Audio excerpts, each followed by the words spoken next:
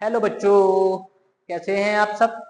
उम्मीद है कि आप सब लोग खुश होंगे और बढ़िया तरीके से पढ़ाई कर भी रहे होंगे और गर्मियों की छुट्टी का एंजॉय भी कर रहे होंगे। देखो, आज हम लेके आए हैं जो अपना लेक्चर है वो केमिकल, अपने पास में रिएक्शन एंड इक्वेशन का ही अगला लेक्चर हम लेके आए हैं। और इस लेक्चर में हम देखने वाले हैं बेसिकली इसका केमिकल फॉर्मूले का हम फॉर्मेशन किस तरीके से करते हैं। हमें ये सारी चीजें सीखना है, ना कि रटना है। यदि हम रटेंगे तो हमसे बहुत सारी गलतियां होंगी। हम आपको बताएंगे क्या क्या हमें समस्याएं क्रिएट होने वाली है। ठीक है, साथ में उससे पहले हम कुछ चीजों को देख रहे हैं। यहाँ पे थोड़ा सा अपन देख लेते हैं। वहां पे जो अपना पिछले लेक्चर में रह गया था उसको हम यहाँ पे कनेक्ट करने वाले हैं। अपने पास में देखो, अपने पास में है सबसे पहले यहाँ पे अपने पास में हमने देखा था कि हमारे पास में कुछ हमने आपको बताई थी, कुछ वीडियो बताई थी केमिकल रिएक्शन के बारे में हमने बताया था। और उसमें हमने दिखाया था आपको कि जब भी हमने एक्टिविटी 1, एक्टिविटी 2 और एक्टिविटी 3 के अंदर दिखाया था कि केमिकल रिएक्शन के दौरान हो क्या कह सकता है। तो आप देखें यहाँ पे कि इस वाले प्रोसेस में देखो HCl और क्या है, जिंक दे रखा है। तो यदि हम इसकी बात करें तो अपने पास में हमें क्या मिल जाएगा, अपन को देखने के लिए मिलेगा कि जैसे ही हमने जिंक मेटल, यदि जिंक मेटल और जिंक मेटल को यदि हम HCl के अंदर डुबोते हैं तो यहाँ से देखना आप हाइड्रोजन गैस इवॉल्व होने वाली है। क्या होगी, ये हाइड्रोजन गैस यहाँ से इवॉल्व हो रही है, हाइड्रोजन गैस रिलीज हो रही है, हाइड्रोजन गैस निकल रही है। तो केमिकल रिएक्शन के दौरान क्या हो सकता है, गैसें रिलीज होंगी, गैस रिलीज होगी। साथ में यदि हम इस अपने पास में जो कॉनिकल फ्लास्क है, जो कांच का जो कंटेनर दे रखा है, पात्र दे रखा है, इसका यदि हम टेम्परेचर देखें तो टेम्परेचर पहले की तुलना में अब टेम्परेचर बढ़ जाएगा।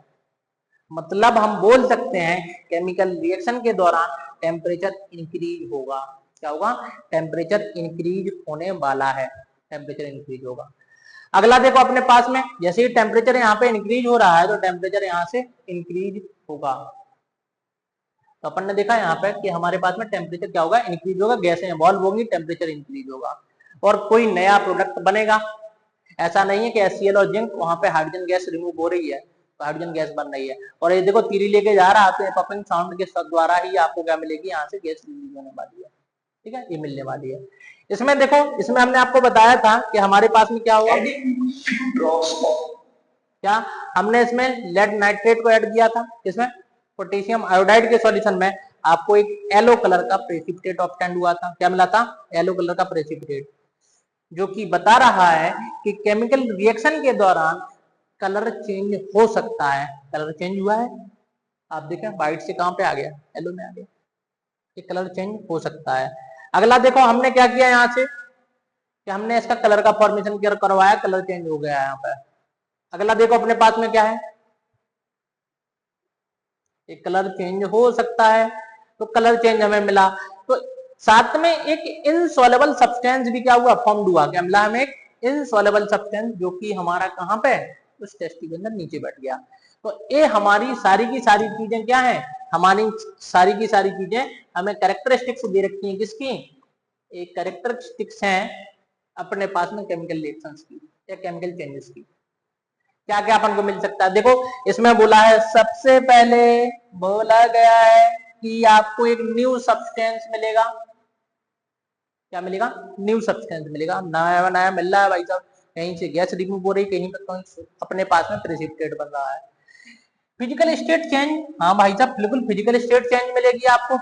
आपने किसी सॉलिड को मिलाया सपोज, तो वो क्या हो गया, घुल के लिक्विड में कन्वर्ट हो गया या गैस में कन्वर्ट हुआ, तो फिजिकल स्टेट ही तो चेंज हुई, तो फिजिकल स्टेट चेंज होगी। ठीक है, अपने पास में ये न्यू सब्सटेंस बनेगा विद न्यू प्रॉपर्टी फॉर्म, अपन को ये देखने मिल जाएगा, अपन देखेंगे और आगे। टेम्परेचर चेंज, हमने आपको बताया है कि जिस कंटेनर के अंदर हमने रिएक्शन करवाई है उसका टेम्परेचर बढ़ जाएगा। ठीक है, टेम्परेचर बढ़ जाएगा तो टेम्परेचर भी इंक्रीज होता है। कलर चेंज, कलर चेंज भी हुआ है। क्या हुआ है, कलर चेंज आपको देखने के लिए मिला है कि यहाँ पे कलर चेंज हो जाएगा, वहां से कलरलेस से येलो प्रेसिपिटेट में कन्वर्ट हो गया, पीला रंग मिल गया आपको। तो ये सारी चीजें कहां पे हुई, केमिकल रिएक्शन के दौरान ही हुई, केमिकल चेंजेस के दौरान ही हुई। अगला आपको गैस फॉर्मेशन हुआ। गैस रिमूव हो रही थी वहां से, हाइड्रोजन गैस इवॉल्व हो रही थी, तो इसका मतलब क्या है, गैसें रिमूव होंगी किसके दौरान, केमिकल चेंज के दौरान।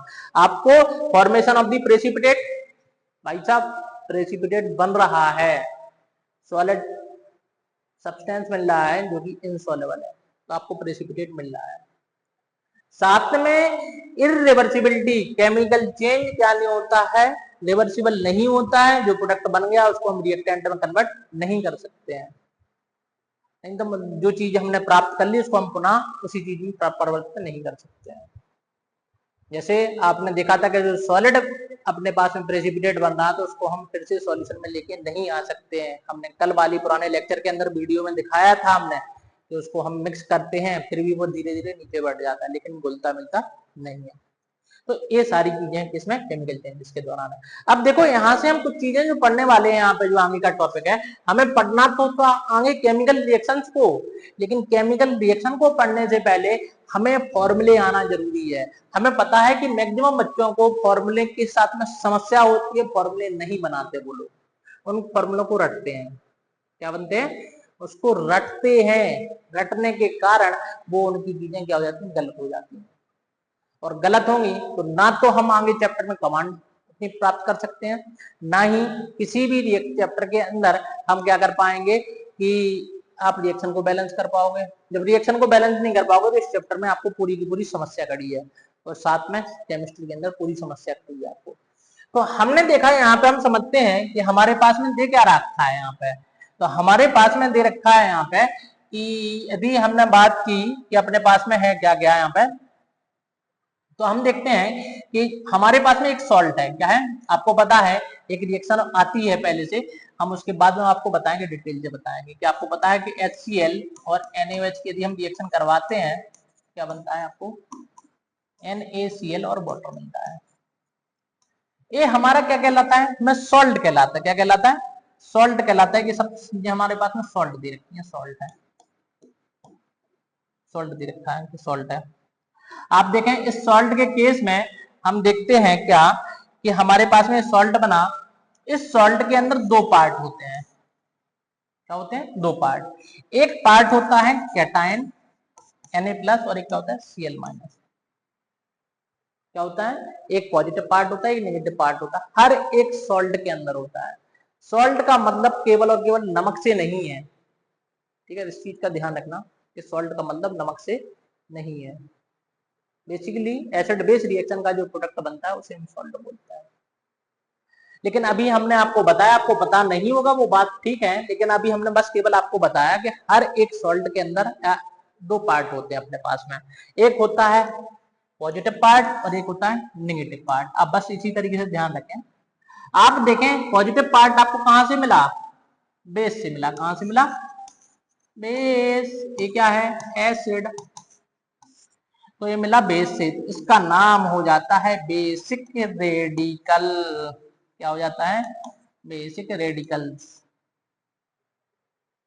जबकि इसका नाम क्या हो जाएगा, ये कहां से मिला है, एसिड से, तो इसका नाम हो जाएगा एसिड के रेडिकल, एसिडिक रेडिकल।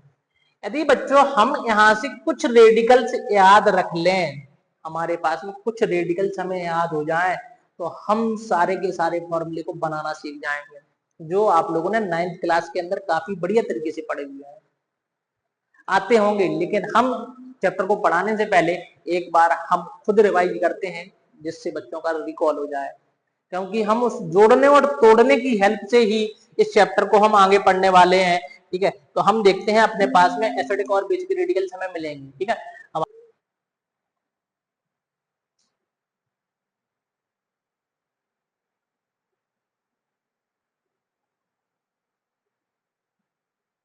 अब देखो हमें यहाँ पे देखने वाले हैं कुछ चीजें, अपने पास में कुछ रेडिकल्स हैं।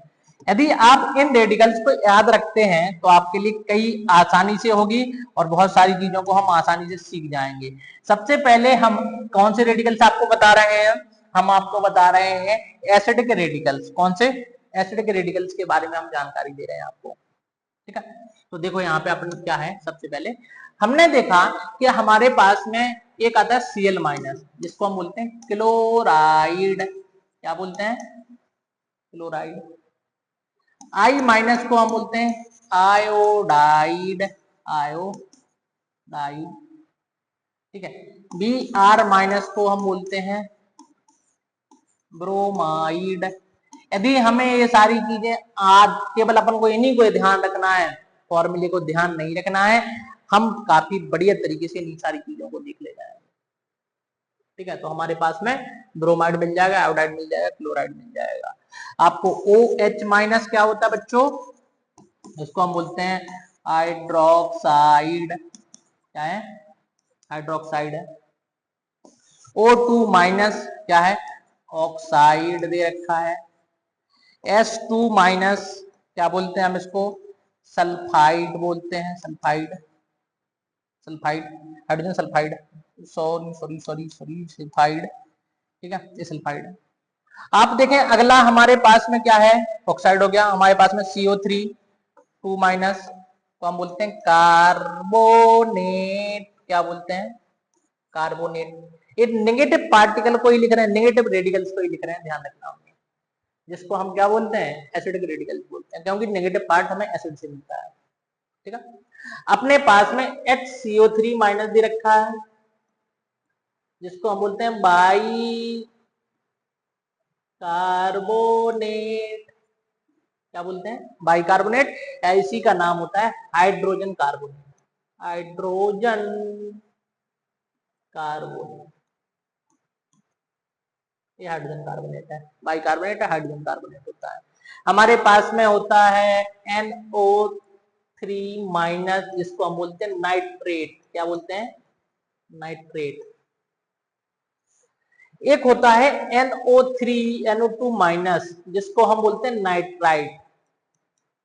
आप ध्यान रखना है यहाँ पे कि बेसिकली जब यहाँ पे बेसिकली नाइट ऑक्सीडेशन नंबर से होता है, लेकिन अभी हमें वो आती नहीं है, तो आप तो ये देखें यदि ऑक्सीजन का नंबर कम है, यहाँ पे 3 है, यहाँ पे क्या है, 2 है, तो जहां पे ऑक्सीजन का नंबर कम होता है नाम के पीछे आइट आता है, क्या आता है, आइट आता है।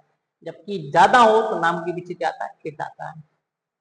बेसिकली रूल ये होता है कि जिस एलिमेंट की, मतलब किसी सेम एलिमेंट में जिसकी ऑक्सीडेशन स्टेट ज्यादा होती है उसके नाम के पीछे एट आता है, जबकि जिसकी कम होती है उसके नाम के पीछे आइट आता है। लेकिन हमें ऑक्सीडेशन नंबर नहीं आती है, अभी सीख लेंगे, लेकिन अभी नहीं आती है हमें। तो हम आपको ये बताएंगे कि आपको ऑक्सीजन का नंबर देखेंगे, जिनमें ऑक्सीजन का नंबर कम है उसकी ऑक्सीडेशन स्टेट कम आएगी और नाम के पीछे क्या आएगा, आइट आएगा। यदि हमारे पास में ऑक्सीजन का नंबर ज्यादा दे रखा है तो नाम के पीछे क्या आएगा, एट आएगा, ये आपको मिल जाएगा। इधर से देखो अगला अपने पास में है क्या, हमारे पास में एट आ जाएगा। हमने एक देखा अपने पास में होता है कौन सा, SO4-, जिसको हम बोलते हैं सल्फेट, क्या बोलते हैं, देखो यहाँ पे भी नाम के पीछे एट आ रहा है। SO3-, जिसका नाम होता है सल्फाइड, ये सल्फाइड होता है। हमारे पास में अगला होता है PO4-, जिसको हम बोलते हैं फॉस्फेट, ये क्या है, फॉस्फेट। ये भी देखो ऑक्सीजन का ज्यादा है तो नाम के पीछे एट आ रहा है। तो इस तरीके के हमारे पास में रेडिकल्स मिलने वाले हैं, और इन रेडिकल्स की हेल्प से हम बहुत सारे फॉर्मूले बनाने वाले हैं। हमारे पास में बहुत सारे एनायनिक रेडिकल्स दे रखे हैं, लेकिन कम से कम हमें इतने रेडिकल्स के बारे में जानकारी हो, इतने हमें याद हो, हम आसानी से फॉर्मूले बना सकते हैं, सारे के सारे मैक्सिमम फॉर्मूले हम उनको बनाना सीखेंगे, ना कि रटना सीखेंगे। इस चीज का आपको बिल्कुल विशेष ध्यान रखना है, ठीक है बच्चों। लेकिन यदि आप चाहेंगे सर हमें तो और रेडिकल्स की आवश्यकता है, तो हमने और रेडिकल्स को भी बना रखा है, थोड़ा सा हो सकता हो वो कम आपको दिखाई दे, ठीक है, तो हम पढ़ के सुनाई देते हैं आपको, ठीक है। अपने पास में Cl- को हमने क्या बोला, क्लोराइड बोला, क्लोराइड है। Br- क्या है, ब्रोमाइड दे रखा है। I- आयोडाइड है। F- क्लोराइड दे रखा है, ठीक है। NO3- नाइट्रेट है। NO2- नाइट्राइट है। SO4-, सल्फेट है। SO3-, क्या दे रखा है, सल्फाइड दे रखा है। CO3-, को हम कार्बोनेट बोल रहे हैं। यदि नहीं दिखाई दे रहा है तो आप हमें मैसेज करना, हम आपको क्या कर देंगे, वहां से इसकी फोटो सेंड कर देंगे, क्लिप सेंड कर देंगे, तो वहां पे क्लियर है बिल्कुल आपके पास में, ठीक है। HCO3 माइनस को हम क्या बोलते हैं, बाइकार्बोनेट या हाइड्रोजन कार्बोनेट बोलते हैं। PO4 माइनस को हम फॉस्फेट बोलते हैं। अपने पास में HPO4 2 माइनस को हम बोलते हैं हाइड्रोजन फॉस्फेट बोलते हैं। अपने पास में H2PO4 माइनस को हम बोलते हैं हाइड्रोजन डाइफॉस्फेट बोलते हैं। आपको इतनी जरूरत नहीं पड़ेगी हाई स्कूल के केस में, मतलब 10th क्लास के अंदर इतनी आवश्यकता नहीं है। MnO4 माइनस को हम क्या बोलते हैं, परमैग्नेट बोलते हैं। Cr2O7 2 माइनस को हम बोलते हैं डाइक्रोमेट। क्या बोलते हैं, Cr2O7 2 माइनस को डाइक्रोमेट। CrO4 2 माइनस को हम बोलते हैं क्रोमेट। Cn माइनस को हम साइनाइड बोलते हैं। SCN माइनस को हम थायोसाइनाइड बोलते हैं। OH माइनस को हम हाइड्रोक्साइड बोलते हैं। O2 माइनस को ऑक्साइड बोलते हैं। S2 माइनस को हम सल्फाइड बोलते हैं। अपने पास में C2O4 2 माइनस को हम ऑक्जिलेटो बोलते हैं, ऑक्जिलेटो है। और CH3COO माइनस को हम बोलते हैं एसीटेट। क्या बोलते हैं, एसीटेट बोलते हैं। ये हमारे पास में सारे के सारे एनायनिक रेडिकल, लेकिन हमने जितने आपको लिख के दिए हैं आप उन्हीं का नाम याद रखें, उससे आपका काम पर्याप्त चल जाएगा, सब हो जाएगा। ठीक है, अगला देखते हैं, हम आगे बढ़ते हैं। हमने देखा जैसे हमने नेगेटिव को पढ़ा वैसे हम पॉजिटिव को पढ़ते हैं, पॉजिटिव रेडिकल्स अपने पास में। तो देखो कैसे देखना है इनको, थोड़ा सा समझना आपको, हम डायरेक्ट नहीं बता रहे हैं आपको। आपको देखना है कि यदि हमने देखा है पीरियोडिक टेबल को पढ़ा है, नहीं पढ़ा होगा अभी, लेकिन सुना होता है कि हमें पता होता है, हम पढ़ते हैं लीना की रब से फरियाद, सब जानते हैं, बिल्कुल सबको ये याद होता है। वो बात अलग है कि हम उनके सिंबल नहीं जानते लेकिन एक ट्रिक जानते हैं। ठीक है, कि हमने एक ट्रिक पढ़ ली कि हेलिना की रब से फरियाद है। अब देखो यहां से है क्या, यहां से कि हमने हेलिना की रब से फरियाद पढ़ा है, ना की रब से फरियाद, ये सबको पता होता है। इनकी और भी ट्रिक है लेकिन हमने आपको वही बताई है जो आपको आती है, जिससे आपको ज्यादा परेशानी ना हो। आपको पता है कि सारे के सारे एलिमेंट, इन सब एलिमेंट के आउटर मोस्ट सेल में एक इलेक्ट्रॉन होता है। कितना होता है, एक इलेक्ट्रॉन होता है। नहीं पता है तो आप सोडियम का इलेक्ट्रॉनिक कॉन्फ़िगरेशन लिख के देख लें। आप इस सोडियम का हमने इलेक्ट्रॉनिक कॉन्फ़िगरेशन लिखा, एटॉमिक नंबर 11 होता है, 281 होता है। आपको ये भी पता है हर एक एलिमेंट क्या करने के लिए, स्टेबल इलेक्ट्रॉनिक कॉन्फ़िगरेशन को गेन करने के लिए, मतलब अपने आउटर मोस्ट सेल में 8 इलेक्ट्रॉन बनाने के लिए इलेक्ट्रॉनों को लूज करता है। तो यहां से एक इलेक्ट्रॉन को लूज कर देगा। तो इन सब एलिमेंट का जो ऑक्सीडेशन नंबर होती है, मतलब ग्रुप बन के जितने भी एलिमेंट अपने पास में दे रखे हैं उनकी +1 चार्ज होता है। कितना होता है, +1 का चार्ज होता है। ये हमारे पास में ग्रुप बन के एलिमेंट दे रखे हैं। ठीक है, वैसे ही आपको ध्यान देना है, ऐसा नहीं कि हमने आपको पोटेशियम दिया तो आप वहां से कैलकुलेट करो, नहीं बिल्कुल नहीं। आप बस पता कर लें कि लिथियम के साथ में आता है तो सबके ऊपर पॉजिटिव चार्ज होगा, ध्यान रखना। किस तरीके से हमें याद रखना वो बता रहे हैं आपको। आपने देखा ग्रुप 2 की हमने बात की कि हमने बेटा मांगे कार स्कूटर बाप राजी। ठीक है, रोए नहीं राजी, क्योंकि स्कूटर मांग रहे हो, थोड़ी ना आप BMW मांग रहे हो कि पापा जी गुस्सा होंगे आपसे। ठीक है, आसानी से वो दे देंगे आज के टाइम पर। तो आप देखें इन सबके एलिमेंट के आउटर मोस्ट सेल में 2 इलेक्ट्रॉन होते हैं। जैसे Mg की बात करें तो एटम का नंबर 12 होता है, 282 आपको इलेक्ट्रॉनिक कॉन्फ़िगरेशन मिलता है।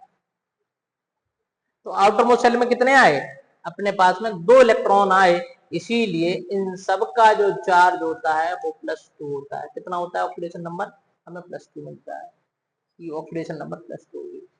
ठीक है, इनको भी ध्यान रखें, आपको मैग्नीशियम कैल्शियम मिलता रहेगा। आप देखें एल्यूमिनियम जो है, वो एल्यूमिनियम आपको उसके अंदर मिलता है वहां पर +3, एल्यूमिनियम का ही आपको ध्यान रखना है कि एल्यूमिनियम हमें +3 मिलता है, क्योंकि आउटर मोस्ट सेल में 3 इलेक्ट्रॉन होता है। ये 3 इलेक्ट्रॉन को लूट के करके +3 का चार्ज यहाँ पे बना लेता है। जबकि आप देखें कि यदि हमने हेलोजन की हम बात करें, basically fluoride, chloride, bromide, iodide, फिर कल बाहर आई आंटी, इन सबके आउटर मोस्ट सेल में एक इलेक्ट्रॉन की कमी होती है, मतलब 7 इलेक्ट्रॉन होते हैं। ऑक्टेट को कंप्लीट करने के लिए एक इलेक्ट्रॉन को क्या करते हैं, गेन करते हैं, बन होता है। सारे के सारे, चाहे फ्लोराइड हो, ब्रोमाइड हो, आयोडाइड हो, क्लोरीन हो, सब कुछ हो, सबके पास में एक इलेक्ट्रॉन की कमी होती है। आउटरमोस्ट शेल में 7 इलेक्ट्रॉन होते हैं, इसलिए 3 कहते हैं। वैसे ही हमारे पास में ओल्ड स्टाइल से टीपो,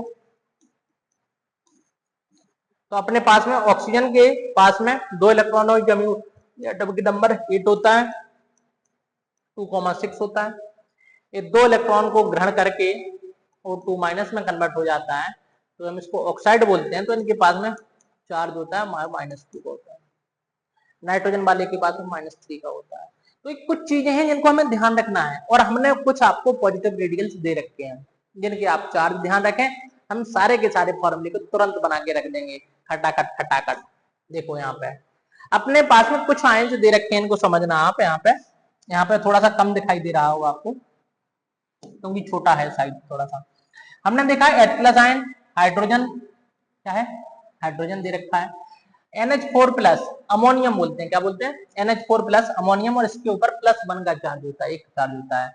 सोडियम प्लस, पोटेशियम प्लस, हमने आपको बताया है इन दोनों पर +1 का होता है। कैल्शियम, मैग्नीशियम, बेरियम कितना, +2 का चार्ज होता है, +2, इनके ऊपर +1। आप देखें स्ट्रोंशियम के ऊपर +2, एल्यूमिनियम के ऊपर +3, Zn2+ के ऊपर +2, कॉपर +1, जिसको हम बोलते हैं Q+, क्या बोलते हैं, Q+। नाम के पीछे यदि अस आ रहा है तो इसका मतलब होता है छोटी ऑक्सीडेशन स्टेट आएगी, यदि नाम के पीछे एक आ रहा है तो बड़ी ऑक्सीडेशन स्टेट आने वाली है। ठीक है, तो हमारे पास में Cu2+, ये क्या बन जाएगा, Q3 बन जाएगा। Fe2+, फेरस, Fe3+, फेरिक, नाम के पीछे एक आया। आप देखें Pb2+, lead, Sn2+, stannous, stannic, Sn4+, Hg2+, mercurous, Hg+1 आ गया, Hg2+, है दे रखा है, मतलब 2 Hg पर +2 दे रखा है, तो एक पर कितना आ जाएगा, +1 आ जाएगा, तो नाम हो जाएगा मर्क्यूरस, जबकि +2 होने पर मर्क्यूरिक मिल जाएगा, नाम के पीछे एक आ जाएगा। ठीक है, Mn2+, मैग्नीज, क्रोमियम +3, कोबाल्ट 2+, निकल के ऊपर 2+, और Ag के ऊपर +1 का चार्ज होता है। यदि हम इतने एलिमेंट को ध्यान रखें, कुछ ही की जरूरत है, ज्यादा की जरूरत नहीं है, आसानी से आप सब चीजों को कर ले जाओगे। देखो तरीका अपने पास में क्या है, अब हम सीखते हैं फॉर्मूले को बनाना, कैसे बनाएंगे। हमने लिखा आपसे सोडियम क्लोराइड, सोडियम क्लोराइड, हमने दिया आपको मैग्नीशियम क्लोराइड, हमने दिया पोटेशियम क्लोराइड। इन सबके हमें फॉर्मूले बनाना है, वो भी खटाखट खटाखट। यदि हम सही तरीके से बनेंगे तो हमें मतलब क्या, यदि आप याद रखोगे तो गलती हो जाएगी, गलती होने के कारण आपकी रिएक्शन बैलेंस नहीं होने वाली है। हमने लिखा एल्यूमिनियम क्लोराइड, ये लिखा हमने, एल्यूमिनियम क्लोराइड लिखा हमने लिखा कैल्शियम क्लोराइड, हमने लिखा अमोनियम क्लोराइड।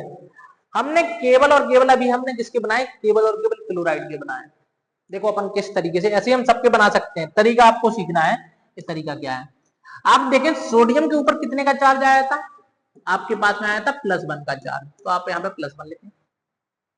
क्लोराइड के ऊपर कितने का चार्ज आया था, -1, कोई हमने बोला था Cl- तो क्लोराइड। आप देखें प्लस माइनस से मतलब नहीं है, हमें नंबर से मतलब है, आप क्रॉस मल्टीप्लाई करवा दें तो क्या मिल जाएगा, Na1Cl1, जिसको हम क्या बोलेंगे, NaCl बोलेंगे, क्या बोलेंगे, NaCl बोलेंगे। ये हमारे पास में NaCl हो गया, ये हमें आता है, वो बात अलग है। आप देखें मैग्नीशियम, मैग्नीशियम में कितना Mg, और अपने पास में क्या 2+ का चार्ज होता है। क्लोराइड के ऊपर -1 का चार्ज होता है, क्रॉस मल्टीप्लाई करेंगे क्या बन जाएगा, MgCl2 बन जाएगा। यदि गलती से हमने MgCl लिख दिया ना तो आप रिएक्शन को बैलेंस नहीं कर पाओगे, रिएक्शन आपकी गलत हो जाएगी। और MgCl को जोड़ना और तोड़ना, ये सारी चीजें हमें आनी चाहिए, हम इनको ही आसानी से कर सकते हैं। इसमें देखो पोटेशियम क्लोराइड दे रखा है, पोटेशियम क्लोराइड में अपने पास में क्या आएगा, पोटेशियम के ऊपर +1, क्लोराइड के ऊपर -1, क्रॉस मल्टीप्लाई करेंगे तो क्या बन जाएगा, KCl बन जाएगा। ये हमारे पास में KCl बनने वाला है। आप देखें यहाँ पे एल्यूमिनियम के ऊपर हमने आपको बताया प्लस का 3 होता है, क्लोराइड के ऊपर माइनस का 1 होता है। क्रॉस मल्टीप्लाई करेंगे क्या बन जाएगा, AlCl3 बन जाएगा, AlCl3 आ जाएगा।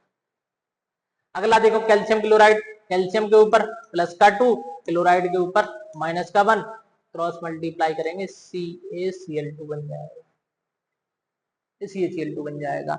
आप देखें अमोनियम क्लोराइड, तो अमोनियम के लिए कितना, NH4 प्लस को हमने क्या बोला, अमोनियम बोला, जबकि क्लोराइड किसको, -1 Cl-1। हमने क्रॉस मल्टीप्लाई किया यहाँ पे तो क्या बन जाएगा, NH4Cl बन जाएगा। तो ये हमने एक रेडिकल से इतने सारे फॉर्मूले बना के रख दिए। आप मतलब बहुत सारे फॉर्मूले बना सकते हो, रटना नहीं है, सीखना है, हम आपसे बार बार कह रहे हैं। यदि आपको ये सारी चीजें पता है तो आप आसानी से क्वेश्चन को सॉल्व कर सकते हो। देखो आगे हम बताते हैं।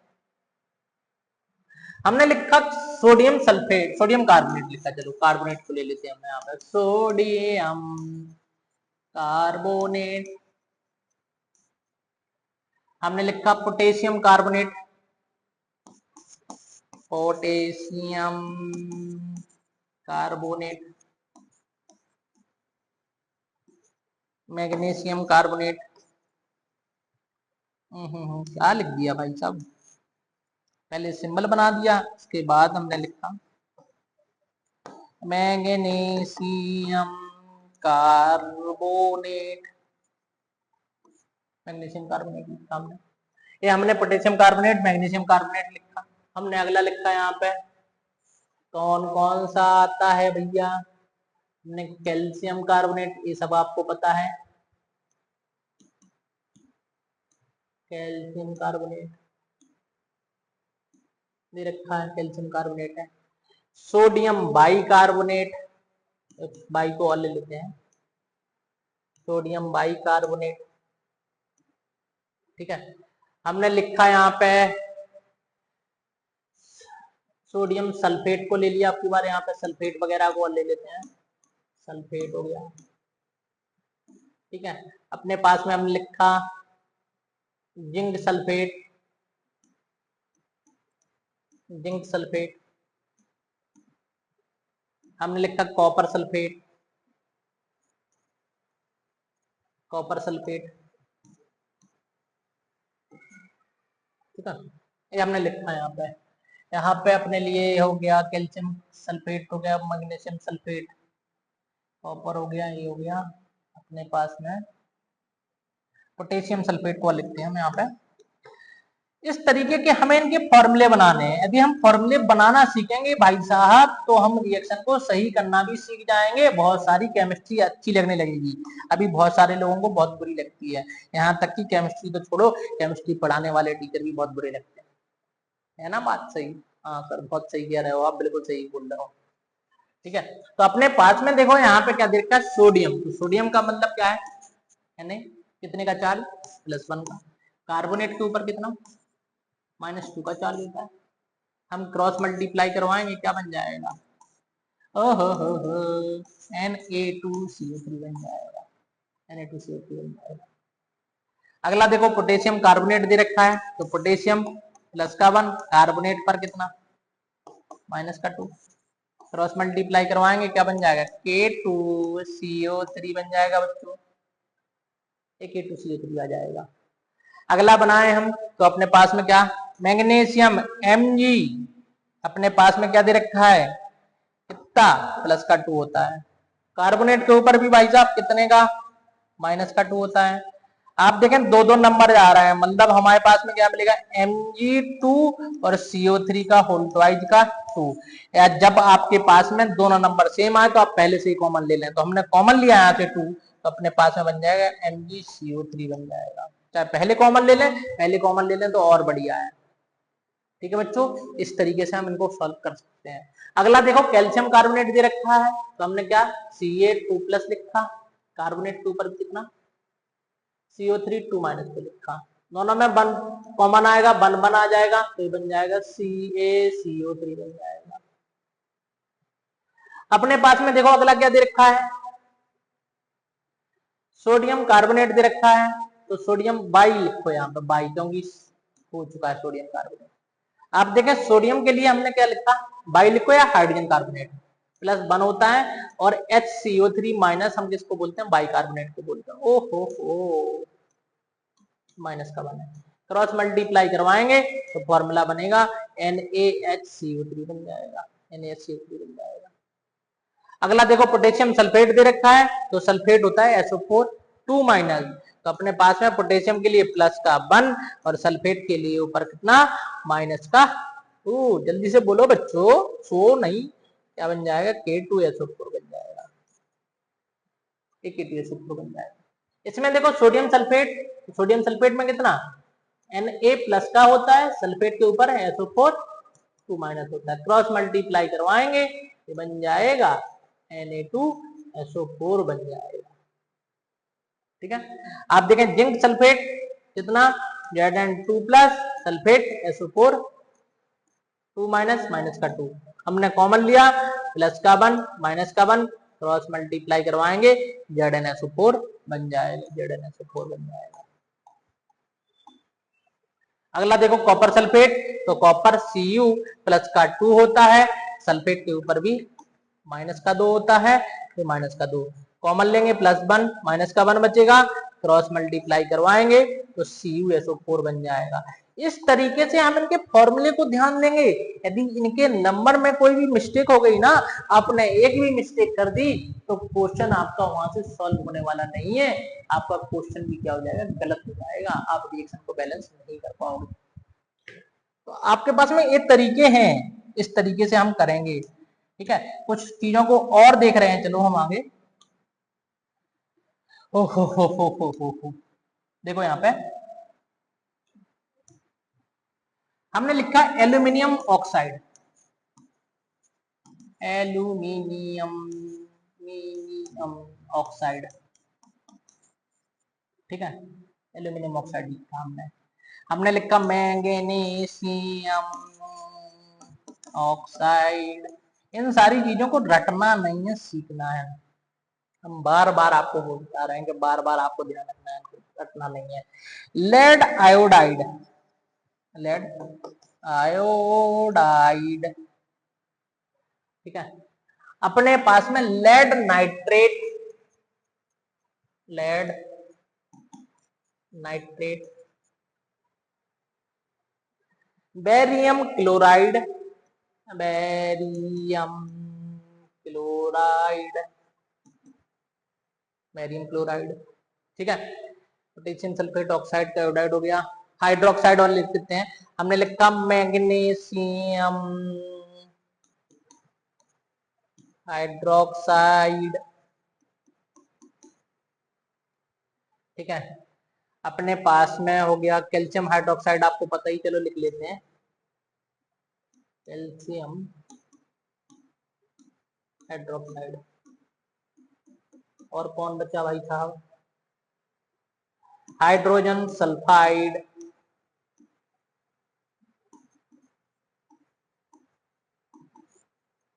सल्फाइड हो गया। और कौन सा, हाइड्रोजन सल्फेट,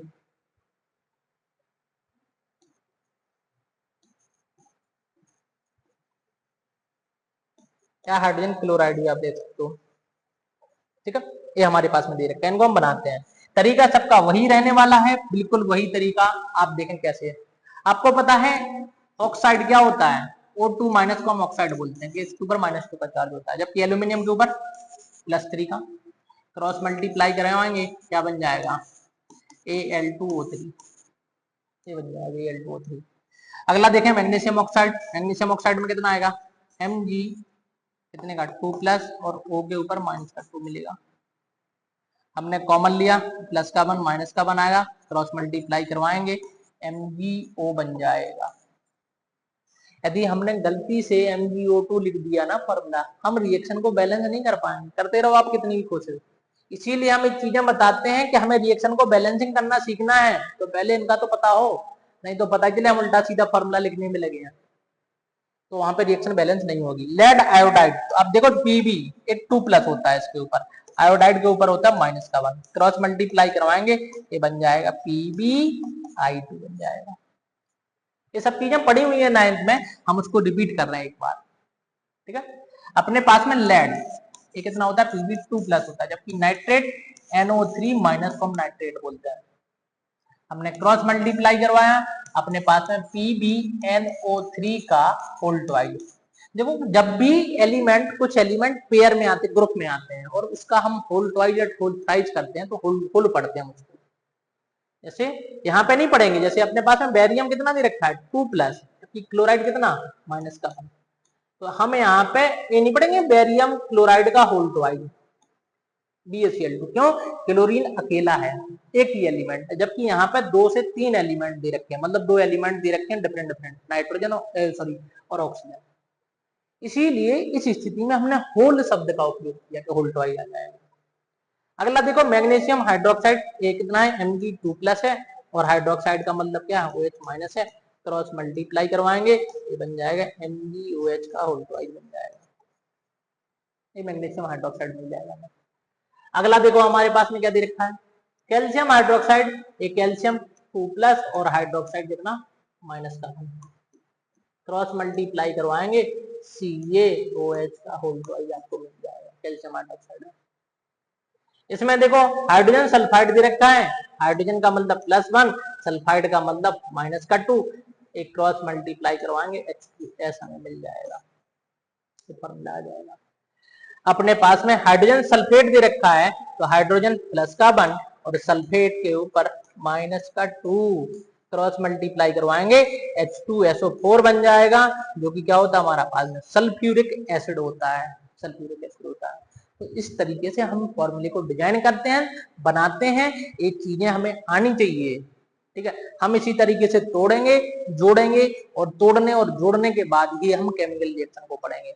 तो अगले लेक्चर में हम केमिकल रिएक्शन को पढ़ने वाले हैं, इसीलिए आप इन सारे एग्जाम्पलों को और प्रॉपर तरीके से सॉल्व करें, मैक्सिमम क्वेश्चनों को आप सॉल्व कर लें, जिससे आपको ये सारी चीजें प्रॉपर तरीके से आए और उन सब चीजों को आप प्रॉपरली सीख जाएं, ठीक है।